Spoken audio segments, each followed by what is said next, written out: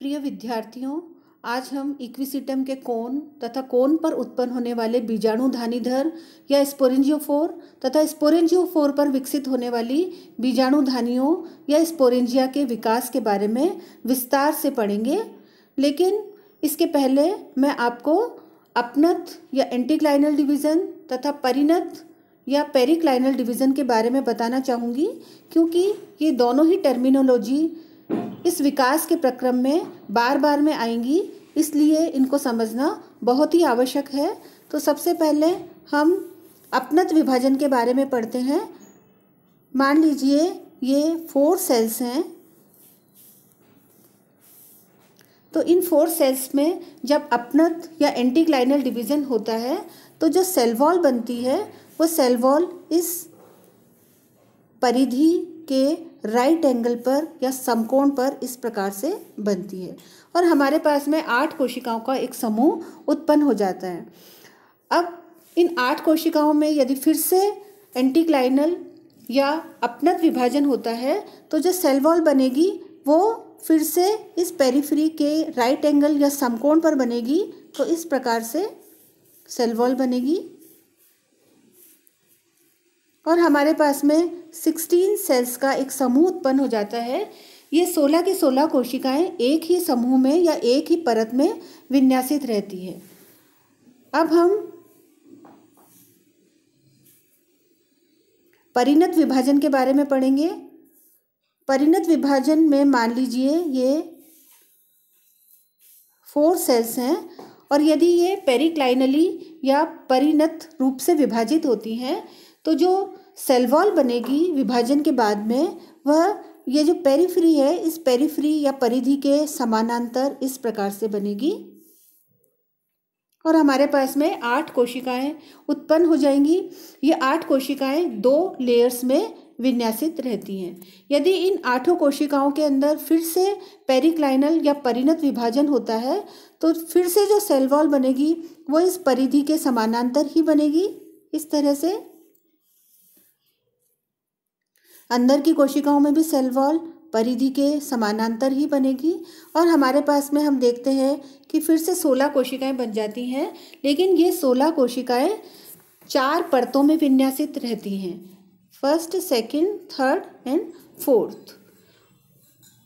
तो बच्चों, आपको ये अच्छे से समझ में आ गया होगा कि अपनत या एंटीक्लाइनल विभाजन में कोशिकाओं की संख्या जो बढ़ती है वह एक ही परत में बढ़ती है, लेकिन पेरिक्लाइनल या परिणत विभाजन में कोशिकाओं की संख्या बढ़ती है तो परतों की संख्या भी बढ़ती चली जाती है। तो आप अच्छी तरह से समझ लीजिए कि जहाँ पर हमें विकास के प्रक्रम में परतों की संख्या बढ़ानी होती है वहाँ पर परिणत या पेरिक्लाइनल डिवीज़न होते हैं, लेकिन यदि एक ही परत में कोशिकाओं की संख्या बढ़ानी है तो अपनत या एंटीक्लाइनल डिवीज़न्स होते हैं। अब हम इक्विसिटम के कोन तथा कोन पर उत्पन्न होने वाले स्पोरेंजियोफोर के विकास के बारे में पढ़ते हैं। तो कोन या स्ट्रोबाइलस इक्विसिटम के वायवीय शाखाओं के शीर्ष पर बनते हैं। तो जैसे मान लीजिए ये एक वायवीय शाखा है जो कि नोड्स तथा इंटरनोड्स में बटी हुई है। तो जब इसके शीर्ष पर कोन विकसित होते हैं तो इसकी वृद्धि रुक जाती है, इसके शीर्ष की वृद्धि रुक जाती है और इसका शीर्ष जो होता है वो कोनिकल हो जाता है। अब इस कोनिकल शीर्ष पर स्पोरेंजियोफोर के प्राइमोडियम या आद्यक विकसित होते हैं इस तरह से, और ये आद्यक या प्राइमोडियम एक्रोपीटल या अग्राभिसारी क्रम में बनते हैं। अग्राभिसारी या एक्रोपीटल सक्सेशन का मतलब है कि ऊपर की तरफ जो प्राइमोडियम बनते हैं या दूरस्थ सिरे पर जो प्राइमोडियम बनते हैं वे छोटे होते हैं, लेकिन नीचे की तरफ प्राइमोडियम जो बनते हैं वे बड़े होते हैं। तो इस तरह से स्पोरेंजियोफोर के आद्यक अग्राभिसारी क्रम में विकसित हो जाते हैं। आद्यक या प्राइमोडियम ये हैं तथा आद्यक या प्राइमोडियम का मतलब होता है कि शुरुआत में जो कोशिकाओं का समूह बनता है उसको हम आद्यक या प्राइमोडियम कहते हैं। ये आद्यक सबसे पहले अर्धचंद्राकार होते हैं, लेकिन बाद में इनके आधार भाग में यहाँ पर संकुचन उत्पन्न हो जाता है, जिसके कारण ये पेल्टेट या छत्रिकाकार इस प्रकार से हो जाते हैं। स्पोरेंजियोफोर के विकास को हम फिर से एक बार समझ लेते हैं। जैसे ये स्पोरेंजियोफोर का प्राइमोडियम या आध्यक है, जो शुरू में अर्धचंद्राकार या सेमी स्फेरिकल होता है, लेकिन बाद में इसके यहाँ आधार की तरफ संकुचन या कॉन्स्ट्रिक्शन उत्पन्न हो जाता है, जिसके कारण ये ऐसे पेल्टेट या छत्रिकाकार हो जाते हैं।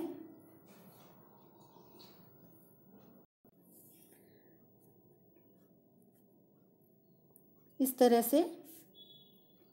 और बीजाणुधानियाँ इनके सबसे पहले ऊपर की तरफ विकसित होती हैं, लेकिन बाद में इसके स्पोरेंजियोफोर के इस केंद्रीय भाग में बहुत तेज़ी से वृद्धि हो जाने के कारण इन स्पोरेंजियम के इनिशियल्स जो होते हैं वो पार्श्व में आ जाते हैं और फिर सबसे बाद में ये नीचे की तरफ आ जाते हैं। तो परिपक्व अवस्था में बीजाणुधानियाँ ऊपर स्पोरेंजियोफोर की निचली सतह पर विकसित होती हैं। अब हम इक्विसिटम की बीजाणुधानियों के विकास के बारे में पढ़ते हैं। तो इक्विसिटम में प्रत्येक बीजाणुधानी का विकास प्राय एक से अधिक प्रारंभिक कोशिकाओं या इनिशियल सेल्स से होता है। बीजाणुधानी के इस प्रकार के विकास को यूस्पोरेंजिएट डेवलपमेंट कहते हैं। तो ये यहाँ पर एक से अधिक यहाँ पर प्रारंभिक कोशिकाएं होती हैं, जिनको हम स्पोरेंजियल इनिशियल या प्रारंभिक कोशिकाएं कहते हैं। इन कोशिकाओं में जो सबसे पहला डिवीज़न होता है वह परिणत विभाजन होता है, और ये जो परिणत विभाजन या पेरिक्लाइनल डिवीज़न होता है, इसके कारण दो सेल्स बन जाती है, बाहर की सेल्स और अंदर की सेल्स। अंदर की सेल्स को हम इनर डॉटर सेल या आंतरिक संतति कोशिका, और बाहर की कोशिका को हम आउटर डॉटर सेल या बाह्य संतति कोशिका कहते हैं।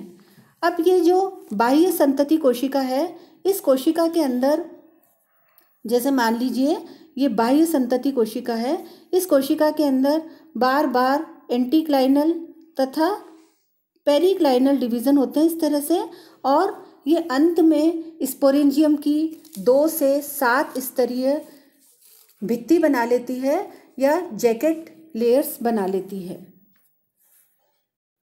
अब ये जो आंतरिक संतति कोशिका है या इनर डॉटर सेल्स है, इसमें रिपीटेड सेल डिविजन्स होते हैं या बार बार इसके अंदर विभाजन होते हैं, और जिसके कारण कोशिकाओं का एक समूह उत्पन्न होता है, और इस समूह को हम बीजाणुजन उत्तक या स्पोरोजेनस टिश्यू कहते हैं। तो इससे हमें स्पोरोजेनस टिश्यू या बीजाणुजन उत्तक का निर्माण हो जाता है। जैसा कि आप इस चित्र में देख रहे हैं, ये अंदर की तरफ स्पोरोजिनस टिश्यू या बीजाणुजन उत्तक है, तथा बाहर की तरफ ये जैकेट लेयर्स हैं, जो कि 2 से लेकर के 7 परतों की बनी हुई होती है। तो अंदर की तरफ ये जो स्पोरोजिनस टिश्यू या बीजाणुजन उत्तक है, इनकी कोशिकाओं में से 70% कोशिकाएं एक्टिव रहती हैं। शेष कोशिकाएं विघटित होकर के पेरीप्लाज्मोडियल फ्लूइड या पेरीप्लाज्मोडियल लिक्विड बना लेती है, और ये बीजाणुजन कोशिकाएं एक दूसरे से, जो 70% बीजाणु कोशिकाएं जो सक्रिय रहती हैं, ये इस पेरीप्लाज्मोडियल द्रव्य में तैरती हुई देखी जा सकती हैं।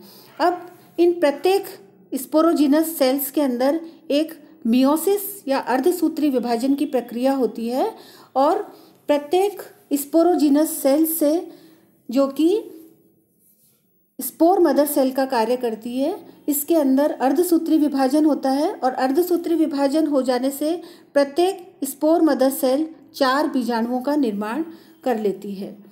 और ये जो बाहर की तरफ जैकेट लेयर्स, जो कि 2 से 7 परतों की बनी हुई होती है, ये आप देख रहे हैं, इनमें से बाहर की 1 या 2 परतों को छोड़ करके शेष सभी परतें विघटित हो जाती हैं, और विघटित होकर के ये भी पेरीप्लाज्मोडियल फ्लूइड बना लेती है या पेरीप्लाज्मोडियल द्रव्य बना लेती है। ये पेरीप्लाज्मोडियल द्रव्य इन विकसित हो रहे अंदर की तरफ जो बीजाणु विकसित हो रहे हैं उनको पोषण देने का कार्य करती है। एक बात और है कि ये जो जैकेट लेयर्स है, इनमें सबसे अंदर की जो जैकेट परत है वह टेपिटम कहलाती है, और ये टेपिटम की कोशिकाएं बहुत ही पोषक या न्यूट्रिटिव होती है, अनियमित आकार की होती है।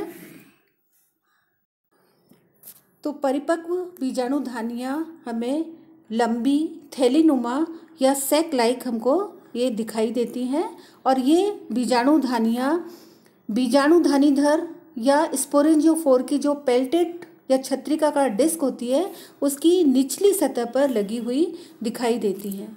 परिपक्व अवस्था में इनकी भित्ति 1 या 2 लेयर की बनी होती है, जो कि शिशु अवस्था में या यंग कंडीशन में 2 से 7 स्तरीय होती है।